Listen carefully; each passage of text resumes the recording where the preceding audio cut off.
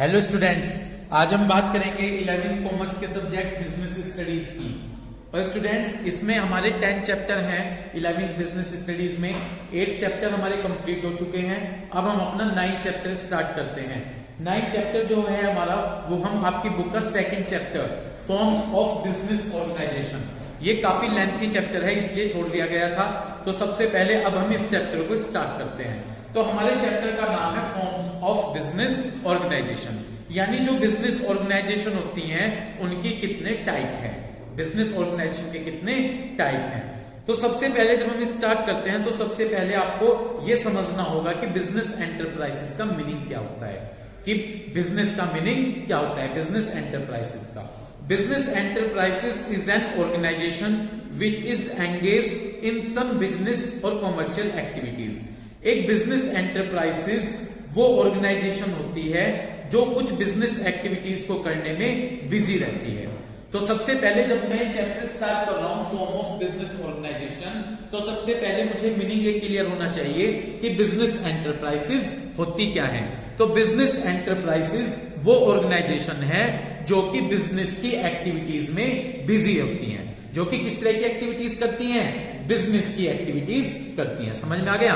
तो business enterprises का मतलब, बिजनेस एंटरप्राइजेस ऐसी ऑर्गेनाइजेशन होती हैं जो कि बिजनेस से रिलेटेड एक्टिविटीज में बिजी रहती हैं।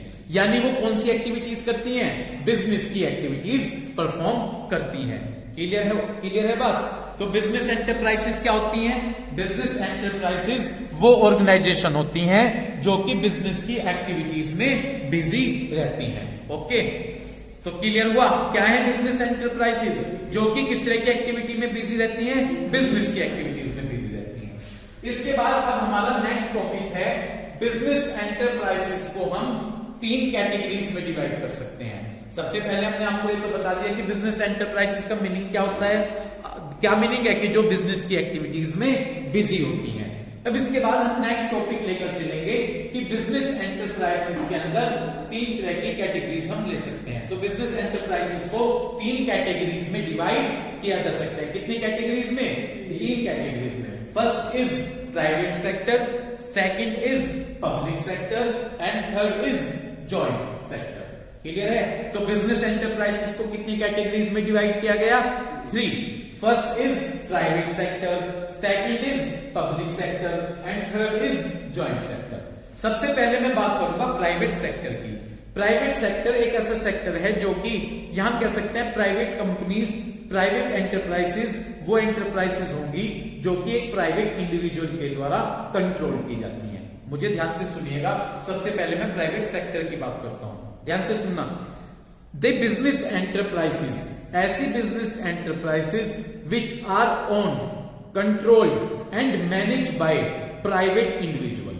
तो प्राइवेट सेक्टर एंटरप्राइजेस वो एंटरप्राइजेस होंगी जो कि ओन, कंट्रोल और मैनेज, यानी जो मैनेज और कंट्रोल की जाती हैं एक प्राइवेट इंडिविजुअल के द्वारा। किसके द्वारा, प्राइवेट इंडिविजुअल के द्वारा। समझे। तो प्राइवेट सेक्टर एंटरप्राइजेस कौन सी एंटरप्राइजेस होंगी, जो कि एक प्राइवेट इंडिविजुअल बंदे के द्वारा कंट्रोल और मैनेज की जाती है। समझ में आ गया। हर्षित क्या बताया मैंने, प्राइवेट सेक्टर जो एंटरप्राइजेस प्राइवेट इंडिविजुअल के द्वारा कंट्रोल और मैनेज की जाती हैं उसे हम प्राइवेट सेक्टर एंटरप्राइजेस कह सकते हैं। These enterprises work with main motive of earning profit. इन ऑर्गेनाइजेशन का मेन एम क्या होगा, प्रॉफिट अर्न करना। तो प्राइवेट सेक्टर एंटरप्राइजेस वो एंटरप्राइजेस होंगी जो एक प्राइवेट इंडिविजुअल के द्वारा मैनेज और कंट्रोल की जाती हैं और इनका मेन एम क्या होगा, प्रॉफिट अर्न करना।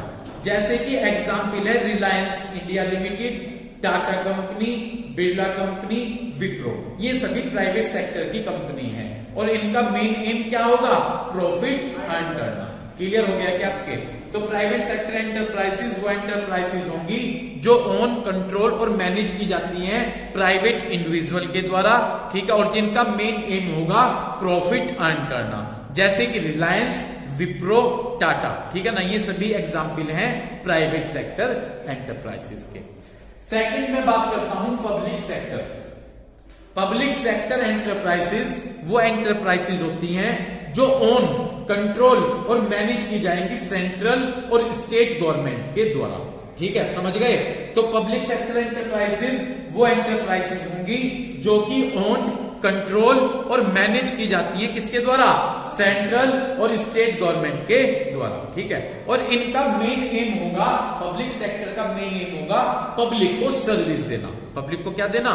सर्विस देना। पढ़िए, the business enterprises which are owned, control and manage by the central और स्टेट गवर्नमेंट। तो पब्लिक सेक्टर एंटरप्राइजेस वो कंपनी होंगी जो कंट्रोल और मैनेज की जाएंगी सेंट्रल और स्टेट गवर्नमेंट के द्वारा। ठीक है जी।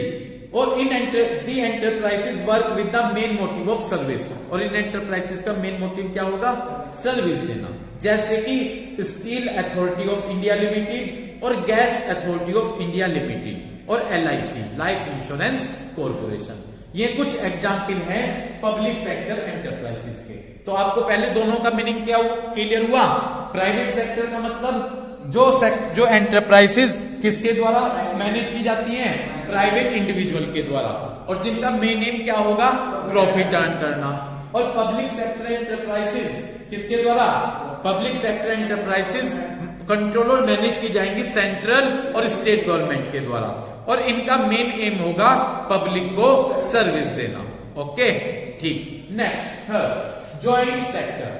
जैसे कि नेम से सजेस्टेड जॉइंट, यहां पर ये वो एंटरप्राइजेस होंगी जो कि किसके द्वारा मैनेज की जाएंगी? प्राइवेट सेक्टर के द्वारा भी और पब्लिक सेक्टर के द्वारा भी। इतनी बात समझ में आ गई? तुम समझ रहे हो? तो जॉइंट सेक्टर एंटरप्राइजेस कौन सी एंटरप्राइजेस हैं? जो कि कंट्रोल और मैनेज की जाएंगी दोनों के द्वारा, प्राइवेट सेक्टर के द्वारा भी और पब्लिक सेक्टर। पढ़िएगा, the business enterprises which are owned, control and manage. ये वो एंटरप्राइजेस होंगी जो कि कंट्रोल और मैनेज की जाएंगी जॉइंटली, मिलकर। जॉइंटली का मतलब मिलकर, प्राइवेट एंटरप्रेन्योर के द्वारा। एंटरप्रेन्योर को बिजनेसमैन कहते हैं। तो ये वो कंपनी होंगी जो कंट्रोल और मैनेज की जाएंगी प्राइवेट बंदे के द्वारा एंड गवर्नमेंट। और किसके द्वारा? तो दोनों के द्वारा मैनेज की जाएंगी, प्राइवेट सेक्टर के द्वारा भी और गवर्नमेंट सेक्टर के द्वारा भी। ठीक है, अब मुझे ध्यान से सुनिएगा। In these enterprises, in enterprises में जो डे टू डे मैनेजमेंट है, जो प्रत्येक दिन का वर्क है, वो तो मैनेज किया जाएगा प्राइवेट एंटरप्रेन्योर के द्वारा। तो जो डे बाय डे वर्क होगा वो तो कौन मैनेज करेगा? प्राइवेट बिजनेस यानी प्राइवेट सेक्टर के द्वारा। ठीक है, और जो इन कंपनीज का कंट्रोल और सुपरविजन होगा, क्या होगा? कंट्रोल और सुपरविजन वो कौन करेगा? गवर्नमेंट करेगा। तो डे बाय डे वर्क तो कौन करेगा? Private entrepreneur. और कंट्रोल और सुपरविजन कौन करेगा? गवर्नमेंट के द्वारा किया जाएगा। समझ गए? तो उसे हम कहेंगे जॉइंट सेक्टर एंटरप्राइजेस। तो क्लियर है? तो जॉइंट सेक्टर एंटरप्राइजेस में मैंने क्या बताया कि ये कंपनी ओन, कंट्रोल और मैनेज की जाएंगी किसके द्वारा? प्राइवेट सेक्टर के द्वारा और गवर्नमेंट के द्वारा। ठीक है, जो डे बाय डे वर्क होगा वो तो प्राइवेट सेक्टर के द्वारा किया जाएगा, और जो कंपनी को कंट्रोल और सुपरविजन का वर्क होगा वो कौन करेगा? वो गवर्नमेंट के द्वारा किया जाएगा। इतनी बात आपके क्लियर हो गई? ठीक है जी। इसके बाद आप इसके एग्जाम्पल सुनिएगा। आप क्या सुनिएगा? आप ज्वाइंट सेक्टर के एग्जाम्पल सुनिए। ज्वाइंट सेक्टर का एग्जाम्पल बताया गया है जैसे कि मारुति उद्योग लिमिटेड। ठीक है ना, मारुति उद्योग लिमिटेड ये एक एग्जाम्पल बताया गया है किसका? ज्वाइंट सेक्टर एंटरप्राइजेस का। तो इस तरह से आपको क्लियर हुआ? यस, क्लियर हुआ। पहले क्या बताया था बिजनेस एंटरप्राइजेस का मीनिंग? कि बिजनेस एंटरप्राइजेस वो होती हैं जो कि बिजनेस की एक्टिविटीज में बिजी रहती हैं। उसके बाद 3 एक्टिविटीज बताई गई। बिजनेस एंटरप्राइजेस को 3 कैटेगरीज में डिवाइड किया गया। फर्स्ट हुआ प्राइवेट सेक्टर। प्राइवेट सेक्टर वो एंटरप्राइजेस होंगी जिन्हें कंट्रोल और मैनेज किया जाएगा प्राइवेट इंडिविजुअल के द्वारा। ठीक है, और जिनका मेन मोटिव होता है प्रॉफिट अर्न करना। उसके बाद public sector. Public sector enterprises वो एंटरप्राइजेस होंगी जो ओन और कंट्रोल की जाएंगी सेंट्रल गवर्नमेंट और स्टेट गवर्नमेंट के द्वारा, और जिनका मेन मोटिव होगा सर्विस देना। और ज्वाइंट सेक्टर एंटरप्राइजेस वो एंटरप्राइजेस होंगी जिनका जो कि कंट्रोल और मैनेज की जाएंगी दोनों के द्वारा, प्राइवेट सेक्टर के द्वारा भी और गवर्नमेंट सेक्टर के द्वारा भी, जिनका डे बाय डे वर्क कौन क्या करेगा? Private sector. और उनको कंपनीज को कंट्रोल और सुपरविजन कौन करेगा? गवर्नमेंट करेगी। इतनी बात क्लियर हो गई? ठीक है जी। इसके बाद अब हम इतना पॉइंट्स आपको क्लियर हो गए? ठीक। तो इस तरह से अब तक हमने बिजनेस एंटरप्राइजेस का मीनिंग क्लियर किया और देखा कि बिजनेस एंटरप्राइजेस को कितनी कैटेगरीज में डिवाइड किया जा सकता है। हो गए 3 कैटेगरी में। अब नेक्स्ट टॉपिक है कि जो ये प्राइवेट सेक्टर है इसके कितने टाइप हैं। इसके प्राइवेट सेक्टर के, प्राइवेट सेक्टर को कितने पार्ट्स में डिवाइड किया जा सकता है। तो नेक्स्ट टॉपिक है form of private sector enterprises, कि प्राइवेट सेक्टर एंटरप्राइजेस के कितने टाइप हैं। प्राइवेट सेक्टर एंटरप्राइजेस के कितने टाइप हैं। यदि मैं बात करूं प्राइवेट सेक्टर एंटरप्राइजेस के, यहां पर 5 पार्ट हो गए। कितने पार्ट हो गए? 5। First is sole proprietorship, second is joint Hindu family business, third is partnership, next is cooperative society, next is company. Okay, तो यदि मैं बात करूं प्राइवेट सेक्टर एंटरप्राइजेस की, तो प्राइवेट सेक्टर एंटरप्राइजेस को 5 पार्ट्स में डिवाइड किया गया। क्लियर है? कितने कितने पार्ट्स हैं? 5। First is sole proprietorship, second is joint Hindu family business, third is partnership, cooperative society and last is company. Start करें। अब सबसे पहले हम बात करेंगे सोल प्रोप्राइटरशिप की। देखिए, सोल प्रोप्राइटरशिप का सिंपल मीनिंग है जहां पर बिजनेस एक सिंगल पर्सन के द्वारा मैनेज किया जाता है, उसे सोल प्रोप्राइटरशिप कहते हैं। क्लियर है? जहां पर बिजनेस एक सिंगल पर्सन के द्वारा मैनेज किया जाएगा उसे हम क्या कहेंगे? उसे हम सोल प्रोप्राइटरशिप कहेंगे। ओके, मैं बुक से रीड करके आपको समझाता हूं, ध्यान से सुनिएगा। A business own, manage and control by a single individual is known as a sole proprietorship organisation. एक बिजनेस जो कि मैनेज और कंट्रोल किया जाएगा एक सिंगल इंडिविजुअल के द्वारा। किसके द्वारा? सिंगल, यानी एक सिंगल पर्सन के द्वारा जो बिजनेस मैनेज और कंट्रोल किया जाता है उसे हम क्या कहेंगे? सोल प्रोप्राइटरशिप कहेंगे। ओके, मैं आपको बताता हूं यहां पर सोल प्रोप्राइटर, ठीक है ना जी। सोल का मतलब तो होगा 1, सोल का मतलब 1 और प्रोप्राइटर का मतलब ओनर। यहां पर 2 वर्ड से मिलकर बना है ये sole proprietorship. Sole means 1, proprietorship means owner. यानी सोल प्रोप्राइटरशिप का मतलब है कि ऐसा बिजनेस जो कि कंट्रोल और मैनेज किया जाएगा एक सिंगल पर्सन के द्वारा, तो वो हमारा क्या कहलाता है? वो हमारा सोल प्रोप्राइटरशिप कहलाता है। Okay, what is the meaning of sole? 1 and what is the meaning of proprietorship? Owner. तो सोल प्रोप्राइटरशिप का मतलब है जहां पर 1 ओनर होगा। जहां पर क्या होगा? 1 ओनर होगा। क्लियर है क्या बच्चों बात? तो सोल प्रोप्राइटरशिप का मतलब एक ऐसा बिजनेस जो कि ओन, कंट्रोल और मैनेज किया जाएगा एक सिंगल पर्सन के द्वारा, तो उसे हम सोल प्रोप्राइटरशिप कहेंगे। इसकी एक बड़ी अच्छी डेफिनेशन दी गई है, ठीक है, J.L. हेंसन के द्वारा। ठीक है, वो मैं आपको डेफिनेशन पढ़कर बताता हूं, उसे ध्यान से सुनिएगा। Sole proprietors, sole trade business is a type of business. यानी सोल प्रोप्राइटरशिप एक इस तरह का बिजनेस है वेयर 1 पर्सन इज रेस्पॉन्सिबल, जहां पर एक बंदे की जिम्मेदारी होगी टू प्रोवाइडिंग द कैपिटल। ध्यान से सुनिएगा, क्या प्रोवाइड करना?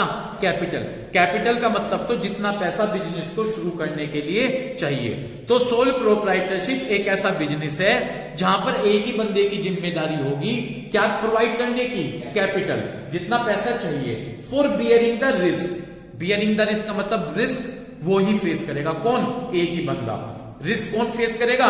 एक ही पर्सन। प्रॉफिट होगा तो उसका है और लॉस होगा तो उसका है। And for the management of business, और बिजनेस को वो एक ही बंदा मैनेज करेगा। तो इस डेफिनेशन के अकॉर्डिंग मुझे ध्यान से सुनिए, ये डेफिनेशन क्या कहती है कि सोल प्रोप्राइटरशिप एक इस तरह का बिजनेस है जहां पर एक ही बंदे की जिम्मेदारी होगी कैपिटल की, रिस्क लेने की और बिजनेस को मैनेज करने की। एक ही बंदे की जिम्मेदारी होगी तीनों चीजों की। पहली पॉइंट कैपिटल, जितना पैसा लगेगा वो बंदा लगाएगा, जो भी रिस्क होगा वो ही फेस करेगा और बिजनेस को भी मैनेज वो ही करेगा। क्लियर है क्या? तो सोल प्रोप्राइटरशिप एक ऐसा बिजनेस है जहां पर एक ही पर्सन जिम्मेदार होगा कैपिटल लगाने के लिए, रिस्क फेस करने के लिए और बिजनेस को मैनेज करने के लिए। क्लियर है क्या? तो इस तरह से सोल प्रोप्राइटरशिप का मीनिंग आपको क्लियर हुआ। तो सोल प्रोप्राइटरशिप एक ऐसा बिजनेस होगा जहां पर एक ही पर्सन की रेस्पॉन्सिबिलिटी होती है, किस चीज की, बिजनेस को मैनेज और कंट्रोल करने की। वो ही बिजनेस में कैपिटल लगाएगा, वो ही रिस्क बियर करेगा और लास्ट में बिजनेस को भी मैनेज वो ही करेगा। कौन करेगा, एक person. Okay, sole means one, proprietor means clear है। आगे चलो अब नेक्स्ट टॉपिक। नेक्स्ट टॉपिक है हमारा features of soul proprietorship. Soul proprietorship के क्या फीचर्स हैं? टॉपिक क्या है, सोल प्रोप्राइटरशिप के क्या फीचर्स हैं। ठीक, टॉपिक क्या है, सोल प्रोप्राइटरशिप के क्या फीचर्स हैं। First features, single ownership. Soul proprietorship का फर्स्ट फीचर क्या है, सिंगल ओनरशिप। ठीक, देखिएगा पहले मैं ओनरशिप बताऊंगा फिर बुक से बताऊंगा। सिंगल ओनरशिप का मतलब केवल एक ही बंदा ओनर होगा, उसकी ही जिम्मेदारी होगी जितनी भी कैपिटल चाहिए वो लगाने की। वो कैपिटल जो पैसा लगाएगा या तो अपना खुद का पैसा लगाएगा या मार्केट से उधार लेगा। क्या लेगा, उधार। भाई अगर मैं बिजनेस शुरू करना चाहता हूं या तो मेरे पास खुद का पैसा होगा, नहीं होगा तो मैं क्या लूंगा, मार्केट से उधार लूंगा। ठीक है, पढ़िएगा, ये टॉपिक है सोल प्रोप्राइटरशिप के features. First is single ownership. The sole proprietorship firm is owned by a single individual only. Sole proprietorship केवल एक बंदे के द्वारा चलाया जाता है। All the capital, capital means जो पैसा बिजनेस में लगाया जा रहा है, वो कैपिटल सारी वो बंदा लगाएगा या तो, सुनो ध्यान से, ओन वेल्थ। क्या बोला मैंने, ओन वेल्थ, या तो अपना OWN, ओन वेल्थ, या तो अपना खुद का पैसा लगाएगा, और फ्रॉम बोरोड फंड, या उधार लेके लगाएगा। तो समझ गए, सिंगल ओनरशिप का मतलब, ओनरशिप में क्या बताया, केवल एक ही बंदा बिजनेस को चलाएगा, जो कैपिटल लगाएगा वो या तो अपने पास से लगाएगा या बाहर से उधार लेकर लगाएगा। ठीक है, अगर बुक होती तो कितना बढ़िया रहता। ठीक, सेकंड पॉइंट तो सिंगल ओनरशिप क्लियर हो गया। सिंगल ओनरशिप में क्या बताया गया कि एक ही बंदा ओनर होगा, उसके द्वारा ही कैपिटल लगाई जाएगी, या तो वो खुद से अपना लगाएगा, उधार लेकर लगाएगा। Second, individual risk bearing. वो अकेला बिजनेस में रिस्क फेस करेगा। अगर प्रॉफिट होगा तो सारा उसका होगा, अगर कहीं लॉस हो गया तो सारा लॉस कौन फेस करेगा, वो ही एक सिंगल पर्सन फेस करेगा। पढ़िए, in the sole proprietorship firm, sole proprietorship में whole risk is borne by single individual. जितना सारा रिस्क होगा वो केवल एक सिंगल पर्सन का होगा। ठीक है, यदि सोल बेनिफिशियरी, यदि प्रॉफिट होगा तो अकेला उस बंदे को प्रॉफिट मिलेगा। Likewise if there are loss, और यदि क्या होगा, लॉस होगा तो सारा अकेले को बियर करना पड़ेगा। समझ गए, तो जो बिजनेस में रिस्क होगा वो सारा रिस्क कौन फेस करेगा, अकेला। जितना प्रॉफिट होगा वो सारा प्रॉफिट उसका होगा, और अगर कहीं लॉस हो गया तो सारा लॉस उसे ही फेस करना होगा। ठीक, थर्ड फीचर पढ़ो, no separate legal entity. Sole proprietorship के केस में जो ओनर होगा और बिजनेस होगा दोनों एक ही ट्रीट किए जाएंगे, दोनों एक ही होंगे, उन दोनों में कोई डिफरेंस नहीं। किन दोनों में, बिजनेस में और ओनर में। ओनर का मतलब, मान लो मैं बिजनेस कर रहा हूं तो मैं ओनर हूं और मेरा बिजनेस है, तो सोल प्रोप्राइटरशिप के केस में no separate legal entity, business और ओनर दोनों एक ही ट्रीट होंगे। Okay, next, freedom of operation. Freedom of operation में ध्यान से सुनो, जब आप बिजनेस शुरू कर रहे हैं तो आप अपनी इच्छा से कभी भी बिजनेस शुरू कर सकते हैं, आपको बिजनेस शुरू करने में पूरी फ्रीडम मिलेगी। ठीक है, लेकिन अगर किसी बिजनेस में गवर्नमेंट ने लाइसेंस रख रखा है तो वहां पर आपको क्या लेना होगा, लाइसेंस। अदरवाइज आपको पूरी फ्रीडम होगी, आप अपना बिजनेस कभी भी शुरू कर सकते हैं और कभी भी बंद कर सकते हैं। पढ़िए, in sole proprietorship firm, sole proprietorship firm में there is minimum government regulation. Government के रेगुलेशन कम होंगे, गवर्नमेंट के रूल्स और रेगुलेशन कम होते हैं। नो लीगल फॉर्मेलिटीज, आपको कोई लीगल फॉर्मेलिटी मतलब जरूरी नहीं है to start the business. Business को स्टार्ट करने के लिए कोई लीगल फॉर्मेलिटी पूरी नहीं करनी पड़ती, और बिजनेस को खत्म करने के लिए, एंड करने के लिए कोई आपको फॉर्मेलिटीज पूरी नहीं करनी पड़ती। Only licence is necessary. किसी किसी बिजनेस में क्या लेना पड़ता है, जैसे सिलेंडर के केस में, पेट्रोल पंप के केस में, राशन के केस में, ठीक है, इनके केस में तो लाइसेंस लेना पड़ेगा, अदरवाइज आप अपनी इच्छा से कभी भी बिजनेस शुरू कर सकते हैं और कभी भी बिजनेस एंड कर सकते हैं। समझ गए? ठीक। Next, unlimited liability. मैंने क्या बताया था? अनलिमिटेड लाइबिलिटी का मतलब है, ध्यान से सुनना, यदि बिजनेस में लॉस हो गया, सोल प्रोप्राइटरशिप के केस में यदि बिजनेस में लॉस हो गया और बिजनेस से वो लॉस कवर नहीं हो रहा है, तो आपकी पर्सनल प्रॉपर्टी से भी उस लॉस को पूरा किया। जैसे बिजनेस बेच के लॉस पूरा नहीं हुआ तो आपका जैसे घर है, घर में जो भी प्रॉपर्टी है उन्हें बेचकर उस लॉस को पूरा किया जाएगा। तो सोल प्रोप्राइटरशिप के केस में जो लायबिलिटीज होती है वो लायबिलिटीज कैसी होगी? अनलिमिटेड। समझ गए? क्यों होगी अनलिमिटेड? क्योंकि यदि बिजनेस में कोई लॉस हो गया तो वो लॉस आपकी किससे कवर किया जाएगा? वो लॉस अगर बिजनेस से कवर नहीं हुआ तो पर्सनल प्रॉपर्टी से उस लॉस को कवर किया जाएगा। इसलिए यहां पर इसे अनलिमिटेड लायबिलिटीज लिया गया है। समझ गए? ठीक। Next, one man control. एक बंदे का ही क्या रहेगा? बिजनेस पर पूरा कंट्रोल रहेगा। ठीक है, इसे मैं पढ़ता हूं, आप ध्यान से सुनिएगा। Proprietorship is the sole ownership of the firm and full control over it. Ownership and management lies in the hand of one person only. ये कह रहे हैं कि सोल प्रोप्राइटरशिप के केस में जो बिजनेस को मैनेज और कंट्रोल किया जाएगा वो केवल किसके हाथ में होगा? ओनर के, एक बंदे के। उसी के द्वारा ही बिजनेस पर पूरा कंट्रोल किया जाएगा। इसलिए वन मैन कंट्रोल किया गया है, क्योंकि एक ही बंदा होगा, उसी बंदे के द्वारा बिजनेस को मैनेज और कंट्रोल किया जाएगा। तो उस बिजनेस की सारी पावर केवल एक ही पर्सन के हाथ में होगी। समझ गए भाई? Next, small size. ठीक है, पढ़िए। The sole proprietorship firm operate on a very small scale. जो सोल प्रोप्राइटरशिप है वो स्मॉल स्केल, छोटे लेवल पर किया जाता है। इतनी बात क्लियर हो गई? क्या बताया मैंने आपको? सोल प्रोप्राइटरशिप का बिजनेस स्मॉल स्केल पर किया जाता है। एज ऑल द फंड्स, क्योंकि जितना भी फंड्स का मतलब पैसा, जितना भी पैसा चाहिए वो एक ही बंदे के द्वारा लगाया जाएगा। समझ गए? इसलिए सोल प्रोप्राइटरशिप में बिजनेस का साइज कैसा होगा? स्मॉल होगा। क्यों होगा स्मॉल? क्योंकि जो बिजनेस में पैसा लगाया जाएगा वो एक बंदे के द्वारा लगाया जाएगा, उस बिजनेस को कंट्रोल भी एक ही बंदे के द्वारा किया जाएगा। ठीक है, और एक बंदे के द्वारा इतना ज्यादा पैसा अरेंज नहीं किया जा सकता। इसलिए सोल प्रोप्राइटरशिप के केस में बिजनेस का साइज क्या होगा? स्मॉल होगा। समझ गए? स्मॉल होने के क्या क्या रीजन बताए? एक बंदा इतना सारा फंड एक साथ नहीं दे सकता। दूसरी बात, वो बिजनेस को कंट्रोल और मैनेज एक ही बंदे के द्वारा किया जाएगा। अगर बिजनेस का साइज लार्ज हो जाए तो उस पर कंट्रोल नहीं हो पाएगा। तो इसलिए सोल प्रोप्राइटरशिप के केस में जो बिजनेस का साइज होगा वो बहुत ज्यादा क्या होगा? स्मॉल होगा। समझ गए? क्योंकि ना तो वो फंड दे सकता ज्यादा और ना उसके पास ज्यादा बिजनेस लार्ज मैनेज हो सकता है। ओके, समझ गए? नेक्स्ट क्या है जी? Formation and closer. ठीक है ना?